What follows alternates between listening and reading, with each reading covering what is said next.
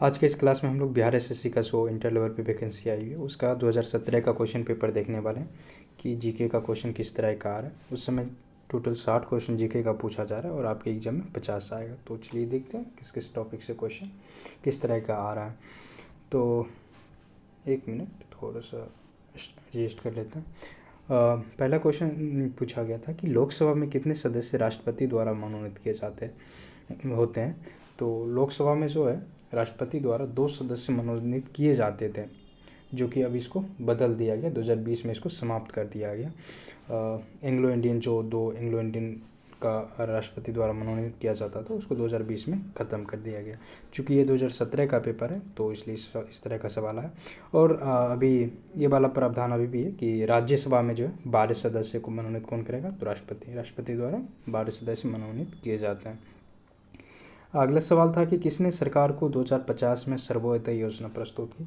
तो सर्वोदय योजना जो है इसका प्रस्ताव जयप्रकाश नारायण ने दिया था। इसमें एक्चुअली में था ये 1950 में आया था कि छोटे और मध्यम उद्योग को बढ़ावा दिया जाना चाहिए, इसके लिए ये सर्वोदय योजना लाई थी। ये किसका सुझाव था, तो जयप्रकाश नारायण द्वारा।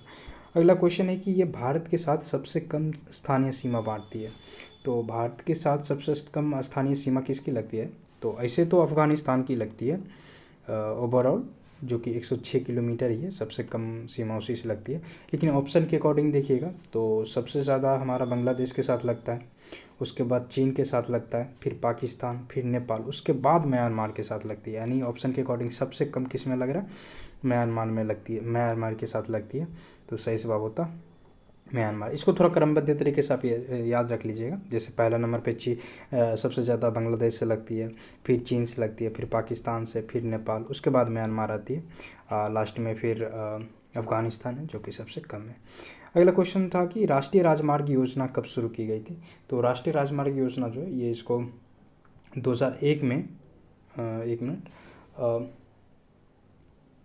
नहीं, इसको ध्यान में रखिएगा थोड़ा कि 2001 में इसको लाया गया था। 1995 में आया था, वो स्वर्णिम चतुर्भुज योजना थी, जो कि मतलब 4 महानगरों को जोड़ना था। तो वो योजना 1995 में आई थी, स्वर्णिम चतुर्भुज योजना। लेकिन ये राष्ट्रीय राजमार्ग योजना जो है ये अटल बिहारी वाजपेयी द्वारा 2001 में लाई गई थी। अगला क्वेश्चन, पीली क्रांति का किससे संबंध है। क्रांति वाला सेक्शन आपको अच्छे से करके जाना। हमने पहले 4-5 सेट किया है तो उसमें भी आपको दिखा होगा कि लगातार हर एक सेट में 1-2 क्वेश्चन क्रांति से पूछा ही जा रहा है। मतलब उसमें किसी सेट में ऐसा नहीं है कि क्वेश्चन इससे नहीं पूछा।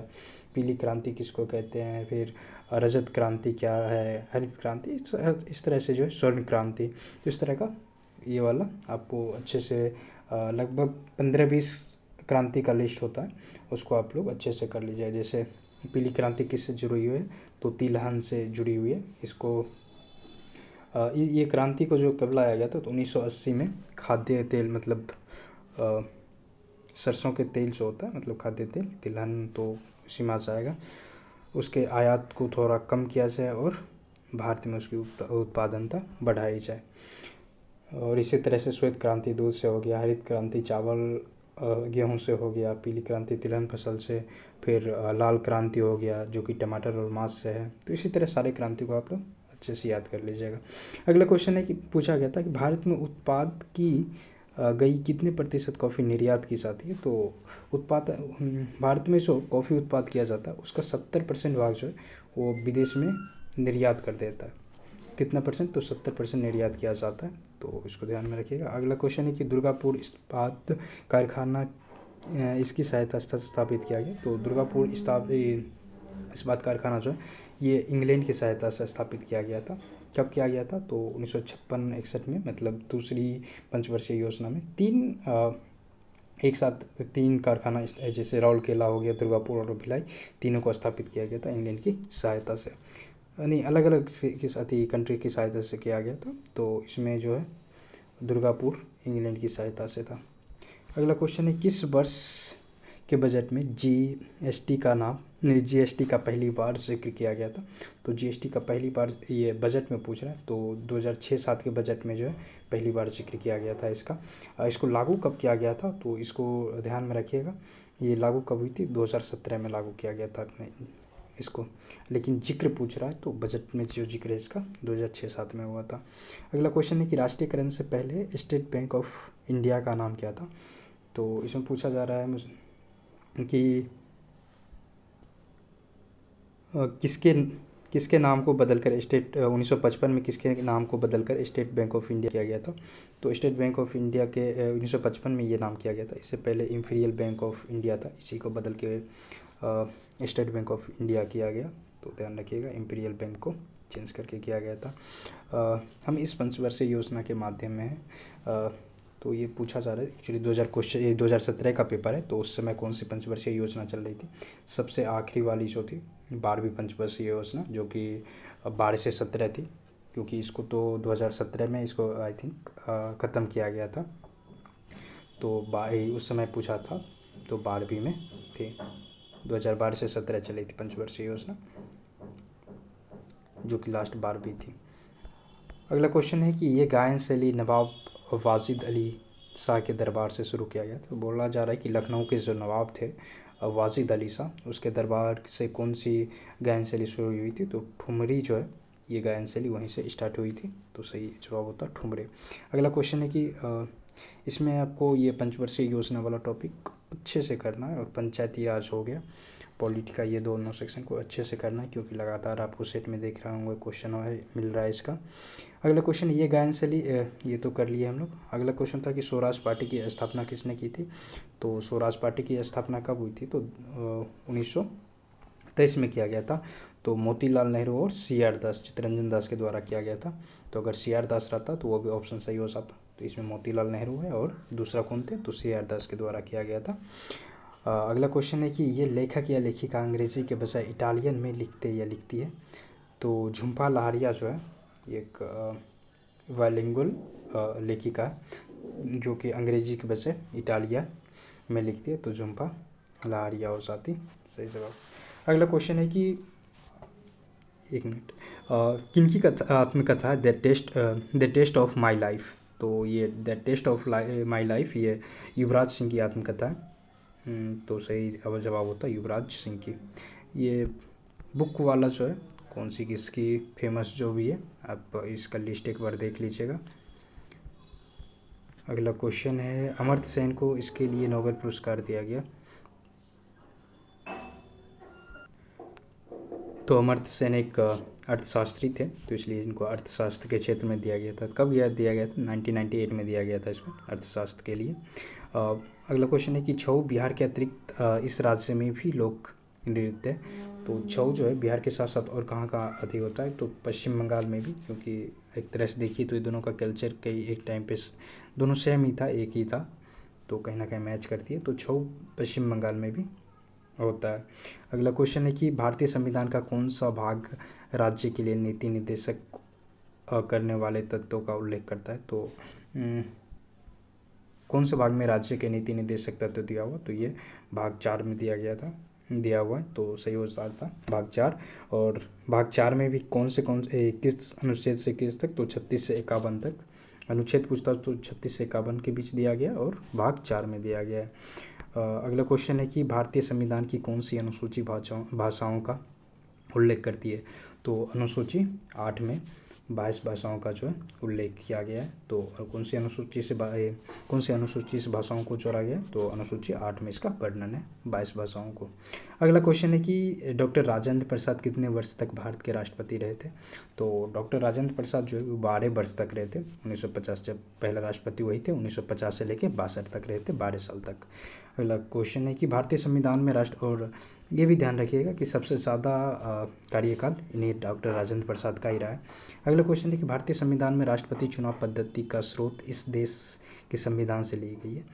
तो इसमें पूछा जा रहा है बेसिकली कि जैसे राज्य का नीति निर्देशक तत्व किससे लिया गया, आयरलैंड से। उसी तरह जो जैसा कि आप लोग जानते हैं कि हमारे देश का संविधान जब बन रहा था उससे पहले कई देशों का संविधान को पढ़ा गया था, और वहाँ से कई चीज़ें ली गई, जैसे कुछ चीज़ें अमेरिका से ली गई, रूस से ली गई। तो इसी तरह से पूछा जा रहा है कि राष्ट्रपति का जो चुनाव होता है, चुनावी प्रक्रिया जो ये किस देश से ली गई। तो ये ध्यान में रखिएगा, इसका सही जवाब हो,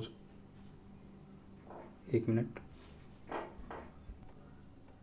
हाँ सही है, तो ये वाली जो चुनाव प्रक्रिया है ये आयरलैंड से ही ली गई है। नीति निर्देशक तत्व और राष्ट्रपति के चुनाव निर्वाचन की पद्धति यह आयरलैंड से ली गई, तो इसको ध्यान में रखिएगा। अगला क्वेश्चन है, सर्वप्रथम भारतीय अभिनेत्री कौन थी? तो पहली भारतीय अभिनेत्री कौन थी? तो देविका रानी को पहली भारतीय अभिनेत्री मानी जाती है, देविका रानी, जो कि काफ़ी पुराना था।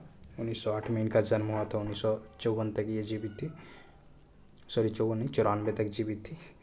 तो उस बीच में इनका भारत का पहला अभिनेत्री मानी जाती है ये देविका रानी। अगला क्वेश्चन है कि यह हिंदी साहित्य के एक प्रसिद्ध आलोचक थे।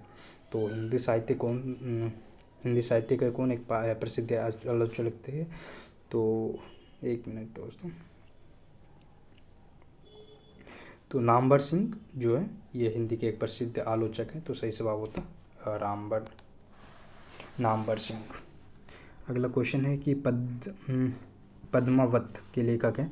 तो पद्मावत के लेखक कौन है? तो मलिक मोहम्मद जैसी होता है, मलिक मोहम्मद जैसी, तो इसमें सिर्फ जैसी लिखा हुआ, तो मलिक मोहम्मद जैसी की ये रचना है पद्मावत।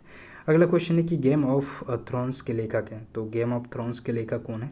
तो जॉर्ज मार्टिन की ये पुस्तक है, तो सही जवाब होता जॉर्ज मार्टिन।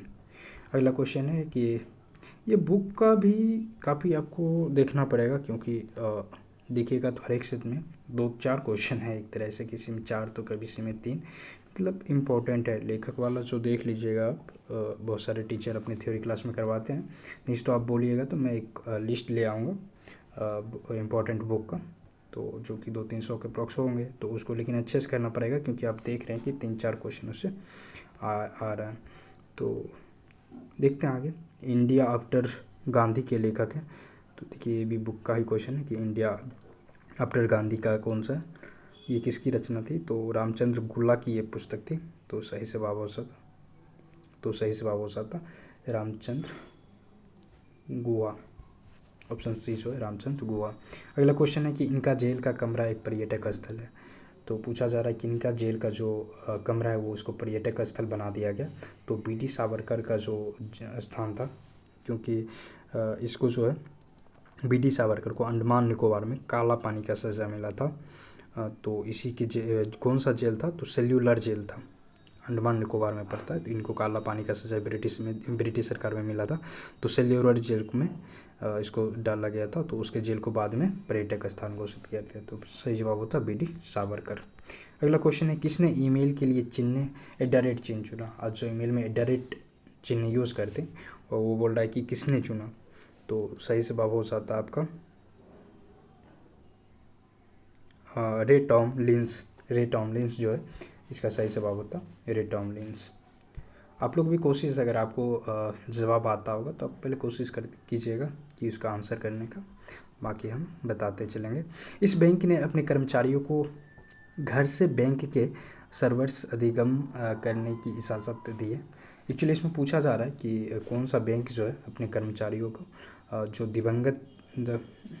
दिव्यांग आदमी, मतलब क्या उसको बोलेंगे यार, जो विकलांग आदमी होते हैं उसके लिए घर तक की सुविधा दी गई, मतलब घर पे ही उनका सारा दी होगा। तो ये SBI में दी गई थी पहली बार, तो सही जवाब होता है SBI। अगला क्वेश्चन है कि आई थिंक आप समझ गए होंगे, मतलब विकलांग लोगों के लिए घर पे सुविधा जो होती है उसी को कहा जा रहा है। अब इसको देख लीजिएगा, हिंदी में थोड़ा कॉम्प्लिकेट वर्ड लिखा हुआ है। अगला क्वेश्चन है कि इस लेखक या लेखिका का जन्म बिहार में हुआ। तो फणीश्वर नाथ रेणु कहाँ की रहने वाली थी? ये बिहार की ही एक थी। बिहार में भी कहाँ की? पूर्णिया की थी, आई थिंक बिहार की ही पूर्णिया की, तो बिहार के ही पूर्णिया जिला की रहने वाली थी। इसका जन्म बहुत पहले 1921 के अप्रॉक्स में हुआ था, 1921 में हुआ था। तो आगे देखते हैं। अगला क्वेश्चन था कि देखिए क्वेश्चन ज़्यादातर मतलब जो पॉपुलर है, जो इम्पोर्टेंट टाइप का बचपन से पढ़ते आ रहे हैं उसी तरह का पूछा जा रहा है कुछ लेकिन क्वेश्चन देखिएगा। तो अब जीके है, तो जीके में टॉपिक रहते हैं, कई क्वेश्चन आपको लग रहा होगा कि ये किस तरह का है। बिस्मिल्लाह खां इस साज को बजाते थे। तो आप लोग जानते हैं बिस्मिल्लाह खां किस लिए फेमस थे? तो शहनाई वादक थे, ये शहनाई बजाने के लिए फेमस थे। अगला क्वेश्चन है, रेलवे आधारिक संरचना के लिए इस समय विदेशी प्रत्यक्ष निवेश की सीमा। तो विदेशी प्रत्यक्ष निवेश यानी FDI जो होती है, फॉरेन डायरेक्ट इन्वेस्टमेंट जो होती है, वो अभी रेलवे में जो है वो 100% है, मतलब 100% फॉरेन इन्वेस्टमेंट हो सकती है। जैसे कि आप देखिएगा रक्षा विभाग में, इंडिया का जो रक्षा विभाग है उसमें पहले 49% था कि इतना ही परसेंट विदेशी का निवेश हो सकता है रक्षा विभाग में, लेकिन इसको भी बढ़ा के देखिएगा तो 79 कर दिया गया। उसी तरह पूछा है रेलवे में, तो रेलवे में 100% तक किया जा सकता है, मतलब कर सकता है कोई विदेशी। ये किसी देश के व्यक्तियों की आय विषम ज्ञात करती है, मतलब देश में व्यक्तियों की तो आय अलग अलग होती है, यानी विषम अलग अलग होती है, तो इसको किसके द्वारा एक तरह से नियुक्त किया जाता है, मतलब प्रयुक्त किया जाता है, तो लॉरेंज वक्र के द्वारा जो इसको प्रस्तुत किया जाता है।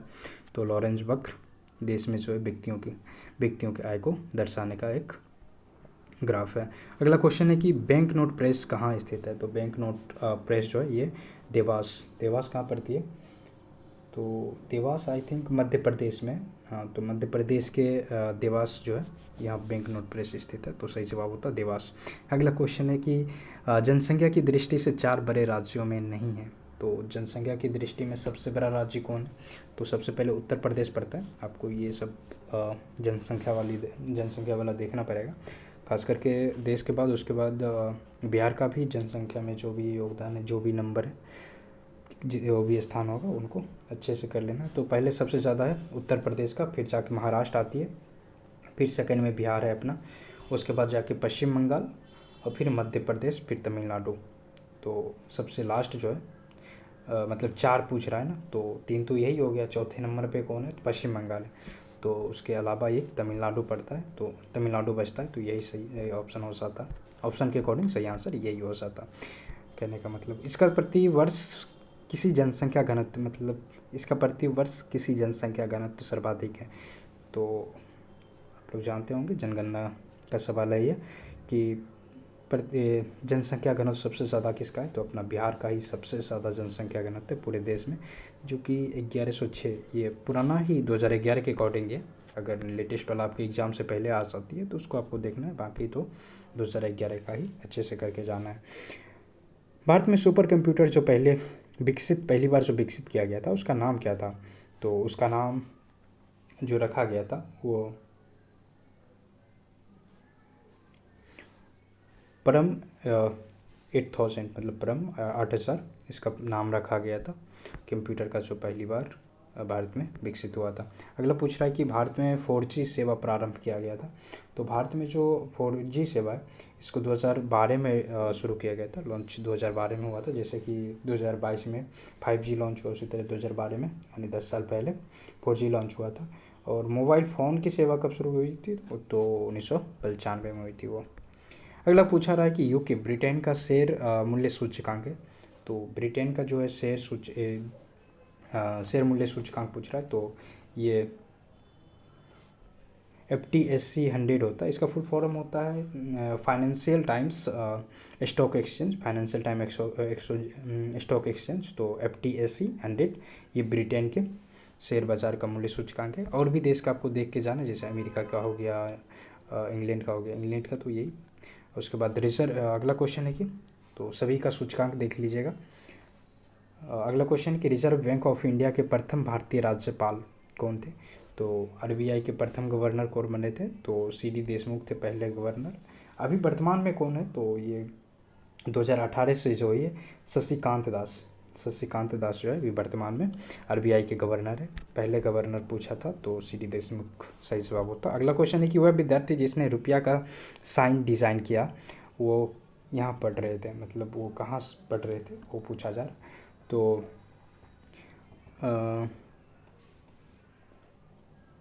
एक मिनट रुकिएगा। हाँ, तो 40 नंबर पे थे हम लोग। तो रुपया का जो डिज़ाइन आज देखते हैं वो IIT मुंबई का जो थे, बम्बई दे दिया, IIT मुंबई आई थिंक होना चाहिए ना। IIT मुंबई के उदय कुमार एक स्टूडेंट थे, उन्होंने ही इनको रुपया का जो आज साइन देखते हैं उनको बनाया था, जिसको कि गवर्नमेंट द्वारा 2010 में अपनाया गया था। तो वो IIT मुंबई के पढ़ने वाले थे। अगला क्वेश्चन है कि ये कार्बन कर घोषित करने वाला पहला देश बना, यानी कार्बन उत्सर्जन के लिए टैक्स लगता है, ये पहला देश कौन सा है? तो न्यूजीलैंड लगाना शुरू किया पहली बार। ये एक्चुअली कार्बन प्रोड्यूस जो करता है, जैसे बड़े बड़े उद्योग हो गया, कारखाना हो गया, तो इस पर एक तरह से टैक्स लगाया जाता है ग्रीन हाउस गैस के नाम पे। अगला क्वेश्चन है कि कीवी चिड़िया कहाँ पाई जाती है? तो कीवी चिड़िया जो है ये आई थिंक नहीं उड़ने वाली में से सबसे छोटी चिड़िया जो है कीवी चिड़िया है, ये न्यूजीलैंड में पाई जाती है, तो सही जवाब होता है न्यूजीलैंड। अगला क्वेश्चन है कि ब्राज़ील की मुद्रा है, तो ब्राज़ील की जो मुद्रा है वो रियल नहीं रियाल, याद रखिएगा, थोड़ा ये कंफ्यूज नहीं होइएगा। ये हर शिखर दीर्घी का अंतर दिया है बस। रियाल इस तरह से होती है, रियाल है इसकी मुद्रा। और ये सिर्फ ब्राज़ील की ही नहीं है, ये कई सारे देशों की पड़ती है, जैसे सऊदी हो गया, ईरान हो गया, इस सब का भी रियाल ही मुद्रा है। कतर का भी इम्पैक्ट है। अगला क्वेश्चन है कि कौन महलों का शहर कहलाता है? तो ये क्वेश्चन तो देखिएगा 2018 में जब यही पेपर कैंसिल होके हुआ था तो उसमें भी आया था। हम लोग पहले 3-4 सेट कर चुके हैं, तो हम यही कहेंगे कि उसको भी आपको करना है, ताकि आपको और अच्छे से समझ आएगा कि हाँ कौन कौन से टॉपिक है इस एग्ज़ाम के लिए। तो महलों का शहर कौन? कोलकाता कहा जाता है, क्योंकि ब्रिटिश काल में जो है यहाँ काफ़ी महलों का निर्माण किया गया था। महल क्या मतलब इसका निर्माण किया गया था, तो इसीलिए कहा जाता है। अगला क्वेश्चन है कि किसको अच्छे समय का राजा कहा जाता है? तो एक्चुअली इसको तो कलकत्ता को 2011 तक जो है 1911 तक जो है ये भारत का राजधानी भी रहा। 1912 में दिल्ली राजधानी बना था, तो उससे पहले कलकत्ता ही था, तो वहाँ कई सारे महल का निर्माण किया गया था, इसलिए महलों का शहर कहा जाता है। अगला क्वेश्चन है कि किसे अच्छे समय का राजा कहा जाता है? ये एक तरह से क्या कहेंगे यार, कहावत है कि अच्छे समय का राजा किसको कहा जाता है, तो ये विजय माल्या को कहा गया, तो सही जवाब है विजय माल्या। शायद ये क्वेश्चन ना पूछे इस तरह का, तो अच्छा ही होगा। ये मुंबई की प्रथम परीक्षण नली शिशु थी, और 2016 में इन्होंने एक शिशु को जन्म दिया। यानी मुंबई की जो प्रथम परीक्षण नली यानी टेस्ट ट्यूब बेबी जो होती है, वो हर्षा जो है, हर्षा चावरा पूरा नाम था इसका, हर्षा चावरा, ये पहली मुंबई की महिला थी, लेकिन पूरे भारत की दूसरी महिला थी जो टेस्ट ट्यूब बेबी को जन्म दी थी, तो हर्षा चावरा दूसरी होगी। अगला क्वेश्चन है कि इंडियन एयरलाइंस की प्रथम महिला पायलट कौन थी? इंडियन एयरलाइंस की प्रथम महिला पायलट पूछा जा रहा है, तो सही जवाब होता दुर्गा बनर्जी, ये पहली महिला पायलट थी, तो दुर्गा बनर्जी सही जवाब हो जाता है इसका। आगे देखते हैं कि इनको महात्मा नहीं है, ये महामना कहा गया। तो किसको महामना कहा गया? तो ये मदन मोहन मालवीय को जो है महात्मा गांधी ने महामना कहा था, ये उपाधि एक तरह से, इसको भी आपको करके जाना, जैसे महात्मा की उपाधि महात्मा गांधी को दिया गया था, उसी तरह जो भी उपाधि थी क्रांतिकारी के दौरान, तो उसको ध्यान में रखना है। तो ये मदन मोहन मालवीय को दिया गया था गांधी जी के द्वारा। अगला क्वेश्चन है कि कर्क रेखा इस राज्य के मध्य से नहीं गुजरती है, तो कर्क रेखा कौन सा राज्य से नहीं गुजर देती है? तो आपको ये याद नहीं रखना है कि कौन सी राज्य से नहीं गुजरती, ये याद रखना है कि कौन सी राज्य से गुजरती है, उसके अकॉर्डिंग ऑप्शन छांट लेना है। तो 8 राज्यों से गुजरती है, जिसमें कि बिहार नहीं आता है, तो इसका सही जवाब ये होता। बाकी आप 8 राज्य देख लीजिएगा, जैसे गुजरात, राजस्थान, मध्य प्रदेश, छत्तीसगढ़, झारखंड, पश्चिम बंगाल, त्रिपुरा, मिजोरम, ये 8 राज्य आती है इसके अंतर्गत, मतलब यहाँ से गुजरती है कर्क रेखा, जो कि आप लोग जानते हैं कि भारत को लगभग 2 भागों में बांटती है। 1 मिनट, पेन गायब हो गया, वापस लेके आता हूँ मैं। हाँ, तो हो गया। कहाँ पे थे हम लोग? 50 नंबर आई थिंक।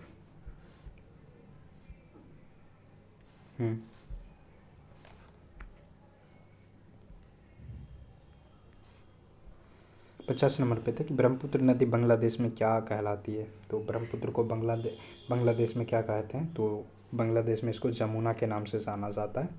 ये नदी एक तरह से ब्रह्मपुत्र काफ़ी एक तरह से नाम के लिए ही फेमस है, क्योंकि इसको अलग अलग नामों से कई जगह जानता है। जैसे ये चीन के तिब्बत के पठार से निकलती है तो इसको वहाँ सांगपो कहता है। फिर अरुणाचल प्रदेश से एंट्री लेती है तो वहाँ इसको दिहांग कहा जाता है। फिर असम में ब्रह्मपुत्रा कहते हैं। फिर बांग्लादेश में आता है तो जमुना नाम हो जाता है। एक तरह से नाम के लिए ही एक तरह ये फेमस है और पूछता भी है, इसका अक्सर नाम पूछता है, तो आप इसको अच्छे से याद कर लीजिएगा। अगला क्वेश्चन है कि अपनी सामाजिक व्यवस्था के लिए प्रसिद्ध है। तो अपनी सामाजिक व्यवस्था के लिए देखिए ऑप्शन गाय, सूअर, मधुमक्खी, मछलियाँ, ये सब दी गई थी। तो मधुमक्खियाँ हो जाएगी सही जवाब, क्योंकि मधुमक्खियाँ देखिएगा तो अपने द्वारा छत्ता बनाया जाता है, उसमें सामाजिक तरीके से मतलब अपनापन के तरीके से सब साथ रहते हैं, तो इसलिए इसको सामाजिक व्यवस्था के लिए मधुमक्खी को जानी जाती है। अगला क्वेश्चन है कि पृथ्वी की सतह का कितने प्रतिशत सागरों से ढका हुआ है। तो जानते हैं कि हमारे पृथ्वी पर 71% चली है, तो 70% अप्रॉक्स मानिए। तो कितने भाग पे सागरों से ढका हुआ है, तो 70% जो है वो सागरों से ढका हुआ है। अगला क्वेश्चन है कि दुनिया का सबसे शुष्क स्थान कौन सा है। तो दुनिया का सबसे शुष्क स्थान जो है ये चिली है, जो कि चिली कहाँ पड़ती है, तो चिली जो है ये दक्षिण अमेरिका में पड़ने वाला एक देश है चिली। और जैसे कि इसमें एक्चुअली पूछा कि जैसे अपना इंडिया का सबसे सूखा स्थान कौन सा है, तो जैसलमेर है शुष्क स्थान, उसी तरह वर्ल्ड का पूछा तो चिली हो जाता। अगला क्वेश्चन है कि ये एक गर्म धारा है, तो गर्म धारा पूछ रहे हैं। तो गल्फ स्ट्रीम जो है, जो कि ये मेक्सिको की खाड़ी में चलती है, ये एक तरह से गर्म धारा है, तो सही जवाब हो सकता है गल्फ स्ट्रीम। अगला क्वेश्चन है कि कितने देश भूमि से चारों ओर से घिरे हुए हैं, यानी ऐसे कितने देश हैं जो कि चारों तरफ से भूमि से घिरा हुआ है। तो इतने ऐसे देशों की संख्या जो है टोटल 44 है। 44 ऐसे कुल देश हैं जो कि चारों तरफ से भूमि से ही घिरे हुए हैं। अगला क्वेश्चन है 56 नंबर कि बिहार के इस भाग में सर्वाधिक जनसंख्या घनत्व है। तो बिहार में जो है सर्वाधिक जनसंख्या है वो उत्तरी बिहार में निवास करती है, तो सही जवाब होता है उत्तर बिहार में। इसका कई कारण हो सकता है, जैसे कि इधर का फर्टाइल ज़मीन मतलब उपजाऊ ज़मीन है इधर का, इसके वजह से तो उत्तर में सबसे ज़्यादा जनसंख्या रहती है। पहले के अथी में टोटल 60 क्वेश्चन पूछे जाते थे 2017 में। जेके का देखिए तो लगातार वेटेज घटाया है, मतलब 2017 में जब पेपर हुआ था तो 60 क्वेश्चन आया था, वही फिर 2018 में हुआ तो 55, और आप लोग का जो पेपर होने वाला है उसमें 50 क्वेश्चन रहेगा। तो लेकिन फिर भी अच्छा वेटेज है 50 क्वेश्चन। बाकी आपको अदर सब्जेक्ट भी पढ़ना है, जैसे मैथ रीजनिंग भी रिजल्ट के लिए आपको पढ़ना ही पड़ेगा, क्योंकि जीके थोड़ा सा टॉपिक देखिएगा तो काफ़ी ब्रॉड है, मतलब काफ़ी इधर उधर का ये चीज़ से पूछा जाता है। इसमें चिल्का झील स्थित है, तो चिल्का झील कहाँ पड़ती है, तो ये सबसे खारे पानी का सबसे बड़ा झील है, इसको याद रखिएगा। और ये उड़ीसा में झील पड़ती है, खारे पानी की सबसे बड़ी झील है चिल्का झील, और उड़ीसा में है। अगला क्वेश्चन है कि सुमात्रा द्वीप स्थित है। तो सुमात्रा द्वीप जो है ये हिंद महासागर में स्थित है, हिंद महासागर में पड़ती है, तो सही जवाब होता है हिंद महासागर में। उसके बाद पूछा जा रहा है कि किस देश में सर्वाधिक टाइम जोन है। तो सर्वाधिक टाइम जोन जो है वो आपको याद रखना है, फ्रांस में सर्वाधिक टाइम जोन है जो कि 12 है। कई बार बच्चे कंफ्यूज रहते हैं कि रसिया में हो सकती है सबसे ज़्यादा, लेकिन याद रखिएगा रसिया में 11 टाइम जोन है जो कि, और उससे ज़्यादा फ्रांस में है 12 टाइम जोन, तो सबसे ज़्यादा फ्रांस में है। क्योंकि लगता है लोगों को क्योंकि रसिया काफ़ी बड़ा है तो सबसे ज़्यादा टाइम जोन वहीं होगा।